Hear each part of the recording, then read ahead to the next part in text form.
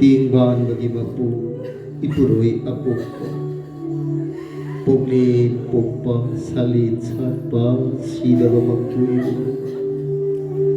Ibungo mahagna malim taibang panbana Acet-ceta lilipan Numitha thawan micha kaya puthuk diba sembiba Sabi duloy rabatunda Salai tariki mapari mamung sina Taibang kumhay asi may naway tang nasang mathang sanagay Matam amada kay daw nung ginuhay basigi paray kisi Thupangamdan Awa ana tarakhi turay inay silaki Likap miraw kong tarakhi Sit na khay na bagi kami may sa mikapuraw ko talagang Nung jaruba kuding tinglaw mapatungo hay bayakiding Tarit kilan luying lurabasul Tarit kilan lumaying tarak labada Magi mong basangay nunggi Sandong magay kamda Sandong pumay lipa Sandong kazaw yabagong muling simbiriba Laining thau sana mahi magay thamda Taibang madairin singna Niluna pong anida pirangay sa ihon na Malim layda kulay tayo Tang jamakong muna Sanjaray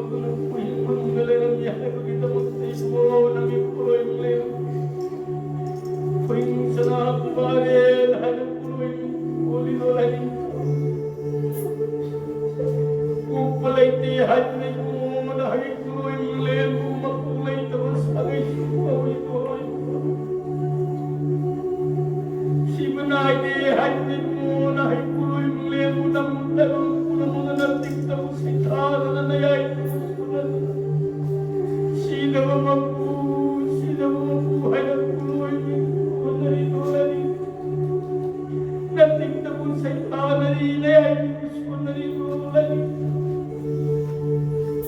Mangkumpuy ba ang watarang ilpulit ko?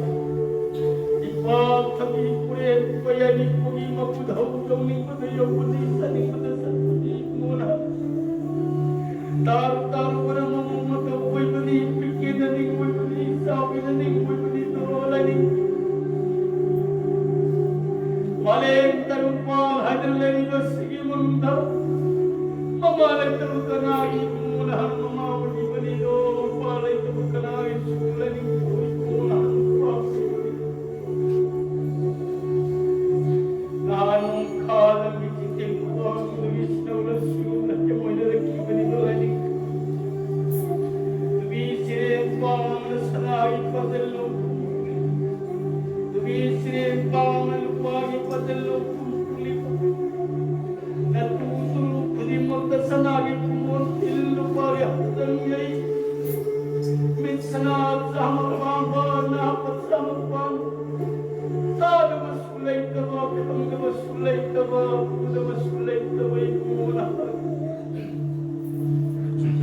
Tumiyik-tiyik suwi na tumimay ko ng pulog at salay tayo kimaguna sama ng kaliba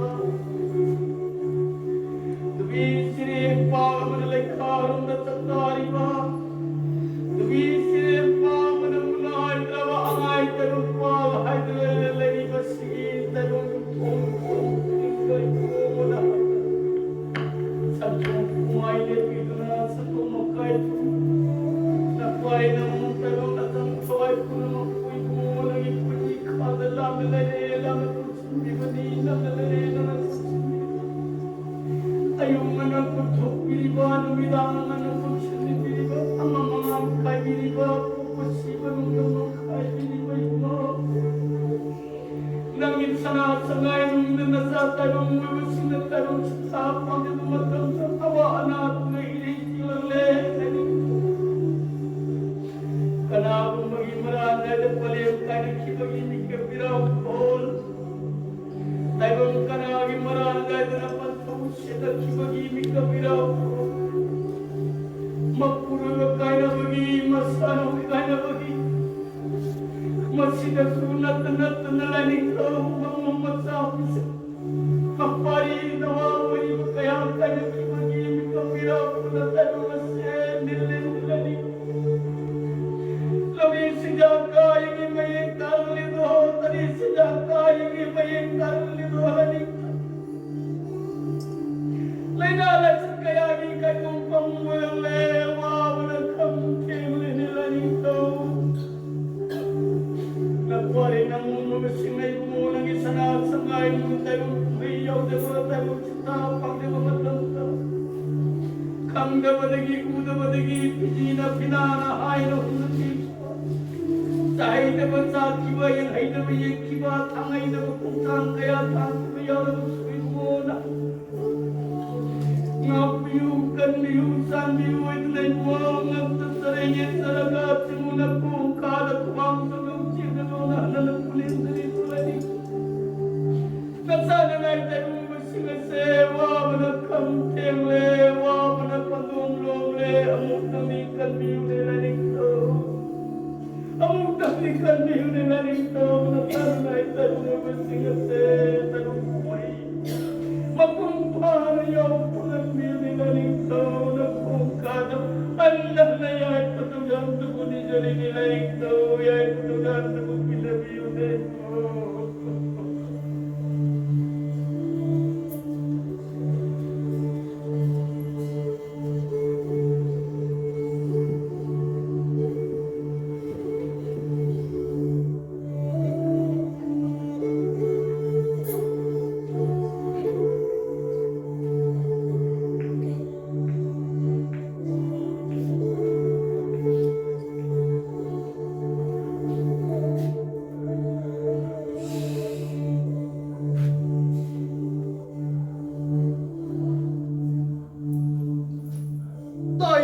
inaayensing ase.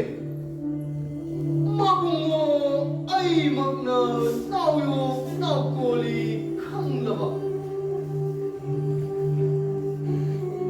Karamba 사로이 끄는 마로이 띠무 라이무 까나나 미징 성구나 아시오나 아와 아나 따할리바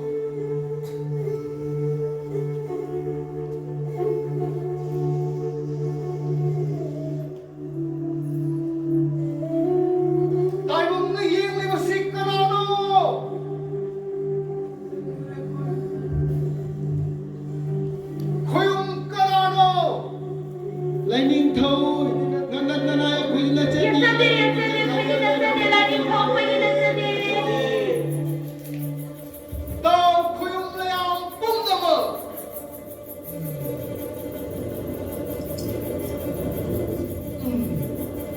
Inawi mo sarong ton Nahanong malem leishem nong siyem ngay nasu Nang na yekhiba Ngasi taibang kumay sanawa sinasu Nang na yelaw ko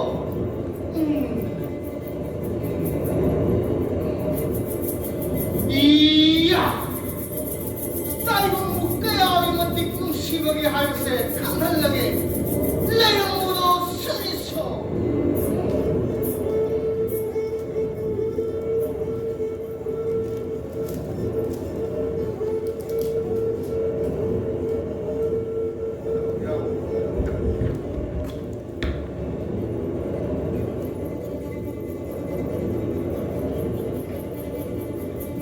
Iyamong masini kami mayhaw sa krena. Yamagi kami maysi ay namayong namangamlaro. Ito ay agiyasi ng na ba? Jelaho nage aydi.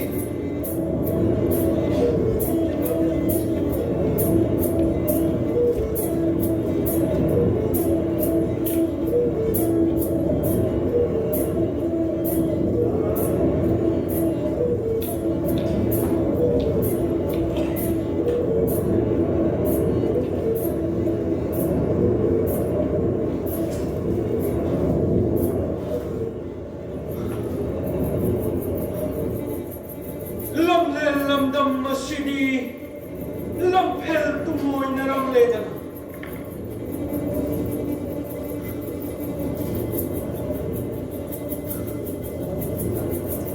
Loy bilang ngolcing maya sini yawram rina.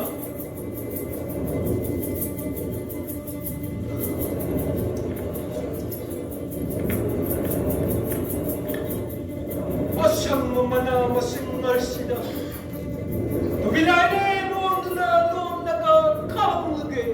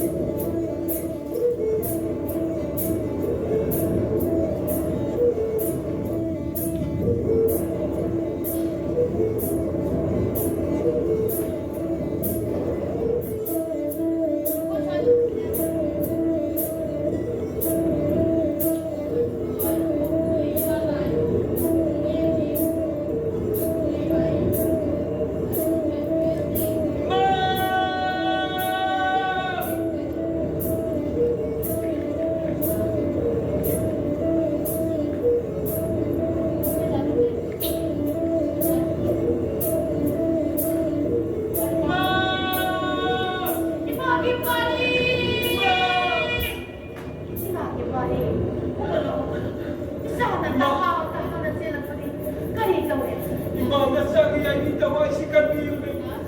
Iyan na yan ilang kita na ng linima. Imana ini pasti kuat.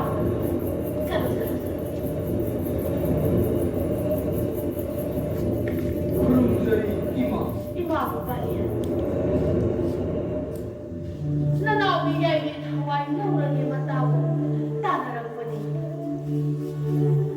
Nanau lagi yang kerja kita pergi. Hayom na yang di mamangka. Pagkamudo pari. ima Palem pantaugi yathang tungin na Nawyok naukon deriba taibang idayen से तुरई इगई चिहले अवा अना ताहले मिका मिरा खोल ताहले ताइबम कुम्है सानबा नमद्रे नपारी नमुम अइखोइबु अमुक्तदी तिनकोक बिरमु सिको नाउकोन बिरमु हाइदुना संजरक्लबदा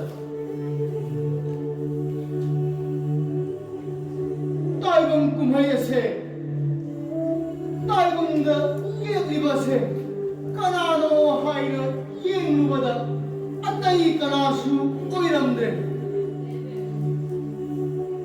इगाव इमो सानौतोना सिनबा खुजिन थवा ओइरमलेने इमा 이마하고 빠리나 사오르간 나레 카피나 나오시오 활카네 카 카파네 이마나네 하이레 이사하나 카파도 사도스 야이 후름들이 이마 야이 이마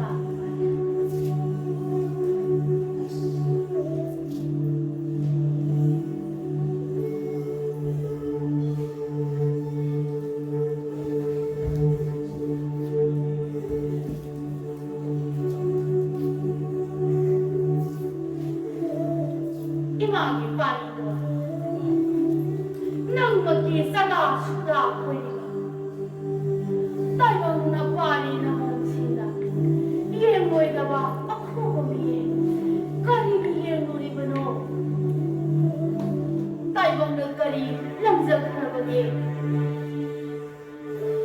지금 커요는 마마한다 뻥거무도 이마하게 빠리지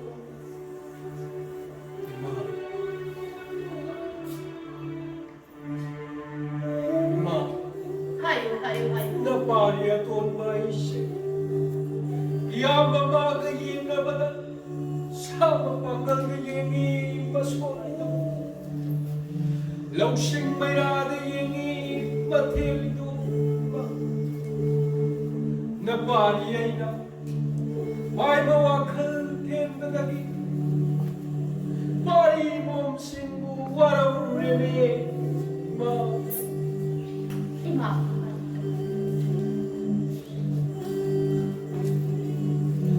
Ay mabudaw ni Tia Ay ko Kurong nung matasun Ning singlang tawa Iyan madaga Kurong lumit ko dingi May namin kong katulad Chap-chaba ni chaba Ay naihay kasi Kanghal na diye hay na Dahil mong kipari mong simbo Waraw rene iba 이마 말했고 넌데 딸방이 막비 막가니 딸방 kumahini 막비 막바고이 마이코이나 람징이 hinaw sabi ka naman lemlay nga muna kusin nga oy namutay bang siyemada mana ihan hana sarudagi tay bang imagpimang pa sa kibadagi hare isana pangjama tay bang napanggadabado kani-kanino hay ko ni imagi parito Ima Dahil bang gayeng noy tapang jing-jing mo'y badagi Madugit yak siya mahay na Napari na hansagat na parito Napari hawaya se Lajin na rin Ima imagi pari Masigi tawdo wariya se Napari ay ifamda Lihan mirag tuna irat turang pahan miramo Irat turang numinta Napari ay kita magdalagat pa Habal tingin majuduso Napari ay na Lanji naraga asal pamalamas maragta Kabilayin ondo na No ꯄꯥꯡꯈꯤꯕ ꯏꯃꯥꯒꯤ ꯄꯥꯔꯤ ꯀꯥꯎꯗꯅꯕ ꯑꯁꯪꯕ ꯃꯆꯨ ꯑꯣꯏꯍꯟꯕꯤꯔꯛꯎꯅꯦ ꯏꯃꯥ 이마기 파리 ꯑꯁꯤꯗꯁꯨ ꯅꯠꯇꯅ ꯇꯥꯏꯕꯪꯒꯤ ꯂꯥꯟꯐꯝꯅ ꯅꯪꯂꯕꯗ ꯁꯨꯃꯥꯡ ꯃꯊꯧꯗ ꯆꯥꯝꯅ ꯇꯥꯕꯒ ꯄꯥꯡꯀꯛꯅ ꯃꯆꯜ ꯃꯉꯥꯅ ꯇꯤꯜꯂꯕ ꯇꯔꯥꯂꯨꯛꯄꯨꯁꯨ ꯀꯜꯍꯟꯕꯤꯔꯛꯎ ꯏꯃꯥ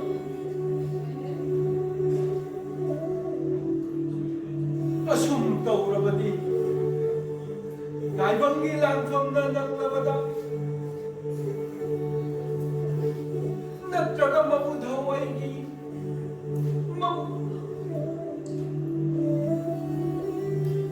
하요 하요 이마기 파리 하요 하요 ꯃꯕꯨꯙꯧ ꯑꯩꯉꯣꯟꯗ ꯂꯪꯖꯔꯛꯄꯗꯒꯤ ꯑꯣꯏꯔꯕꯁꯨ ꯇꯥꯏꯕꯪꯒꯤ ꯑꯋꯥꯅ ꯇꯨꯔꯩꯔꯩ ꯑꯀꯤ ꯑꯈꯪ ꯃꯌꯥꯝꯁꯦ ꯀꯣꯛꯄꯤꯔꯝꯃꯒꯦꯅꯦ ꯏꯃꯥ 이마기 파리 이마기 파리 둥시 보이려가 이마기 파리 난 빨래 반타오 아니나 혼신 뚝타바 하이나 거우자바 마렘 라이셈 농셈이나 낭날리자 파키라메이나 하라발레 팅가이 하이나소 거우자 아모 Pataw mapabawa sa kangi ay maginawa pakhang bamintol ang krapa ngasisu imana isagi mintol ama pirage nang lawgabayaroy ko imagi parito Taibang hunayo naupon bigadaba nagna Taibang da ako amigeng yenguwagi Deksak mahina Nasada kanjilag lawala Nathuay kanjanaba lanjen narakmada Asyang pamanabasing marakda tumilayin ondo na loto na ka Imagini kitsa pagkalba Pare Puna magkasi Sumna yenge Mayraga Taibang na Iratawrong tawni pangjawa numita Isagi puloy maming masi Hungina rotwa paganma Kaurasano Hari Isana pangjawa Taibang na Langjaga nama Majan manganat tilawa taralo Haibado Masan mga masak takbo ni imagi pari Hayo hayo imagi pari 이마 다이번기 구사를 오너라가 지물라이든 이자바가 방금 보이바 imagi pari 가오신 구파가 아이바 라고 아줌마 아마니 아줌마가 방금 보이바 주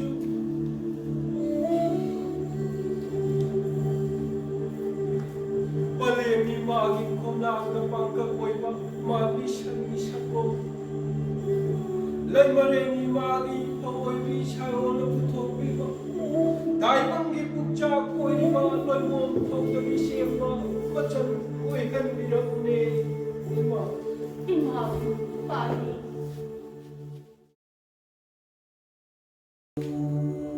Laining kau takbir mayawa tumit jaraga nadali yung singan kau nagay pagda nahan ꯉꯥꯏꯔꯝꯂꯦ ꯃꯗꯨ ꯋꯥꯔꯤ ꯈꯜꯂꯕꯁꯨ ꯊꯧꯒꯠꯆꯔꯤ ꯅꯍꯣ ꯁꯤꯃꯨꯂꯥꯏꯗꯤ ꯁꯩꯋꯥꯁꯤꯔꯛ ꯉꯥꯛꯂꯒ ꯇꯤꯛꯂꯌꯥꯏ ꯆꯥꯎꯕꯅꯤ ꯏꯕꯨꯙꯧꯁꯤꯅ ꯇꯤꯛꯂꯌꯥꯏ ꯆꯥꯎꯕꯤꯌꯨ 이부ꯙꯧꯒꯤ ꯑꯗꯨꯒꯨꯝꯕ ꯃꯤꯠꯌꯦꯡ ꯉꯁꯤꯗꯒꯤ ꯍꯟꯗꯣꯛꯈꯤꯔꯣꯏ 이부ꯙꯧ ꯀꯔꯤꯒꯨꯝꯕ 이부ꯙꯧꯅ ꯍꯟꯗꯣꯛꯄꯤꯕ ꯉꯝꯗꯕ ꯃꯇꯥꯡ ꯂꯥꯛꯂꯕꯗꯤ 이부ꯙꯧꯒꯤ ꯁꯅꯥꯃꯥꯡꯗ ꯊꯝꯖꯔꯤꯕ ꯒꯧꯔꯨꯒꯤ ꯊꯨꯝꯅꯥꯛ ꯅꯨꯄꯤ ꯑꯁꯤꯒꯤ ꯈꯨꯔꯕ ꯃꯃꯤꯠ ꯑꯁꯤꯗ ꯑꯣꯏꯅ ꯌꯦꯡꯕꯤꯌꯨ ꯌꯦꯇꯨꯝ ꯃꯈꯨꯟꯗꯒꯤ ꯐꯥꯎꯗꯣꯔꯛꯄ ꯃꯤꯠꯌꯦꯡ ꯑꯗꯨꯅ 이부ꯙꯧꯒꯤ ꯁꯅꯥꯃꯥꯡꯗ ꯊꯝꯖꯔꯤꯕ ꯅꯨꯄꯨ ꯀꯞꯗꯥꯏꯁꯤ ꯇꯥꯏꯕꯪꯅ ꯃꯤꯡꯁꯦꯡ ꯍꯥꯏꯅ ꯈꯪꯅꯔꯤꯕ ꯑꯁꯤꯗ ꯇꯥꯍꯟꯕꯤꯌꯨ ꯃꯤꯡꯁꯦꯡꯗ ꯇꯥꯕ ꯃꯃꯤꯒꯤ ꯍꯧꯔꯛꯐꯝ ꯑꯣꯏꯔꯤꯕ ꯑꯁꯥꯗ ꯍꯟꯖꯤꯟꯕꯕꯨ 이부ꯙꯧꯗ ꯑꯗꯨꯃꯛ ꯍꯟꯖꯤꯟꯕꯤꯔꯣ 이부ꯙꯧ ꯈꯨꯗꯕꯥꯅꯤꯅ ꯑꯩꯈꯣꯏ ꯄꯨꯝꯅꯃꯛꯄꯨ 이부ꯙꯧ ꯉꯁꯤ ꯈꯨꯔꯨꯝ ꯏꯔꯥꯠ ꯊꯧꯔꯝ ꯄꯥꯡꯊꯣꯛꯄꯁꯤ ꯑꯐ ꯅꯨꯡꯉꯥꯏ ꯄꯤꯅꯕꯤꯔꯤ ꯍꯥꯏꯕ ꯏꯔꯥꯠ ꯊꯧꯔꯝ ꯑꯗꯨ ꯊꯕꯥꯜ ꯈꯨꯕꯝ ꯊꯥꯗꯣꯛꯄꯤꯔꯒ ꯌꯦꯡꯕꯒ ꯏꯁꯤꯟꯕꯤꯔꯒ ꯍꯟꯖꯤꯟꯕꯤꯔꯣ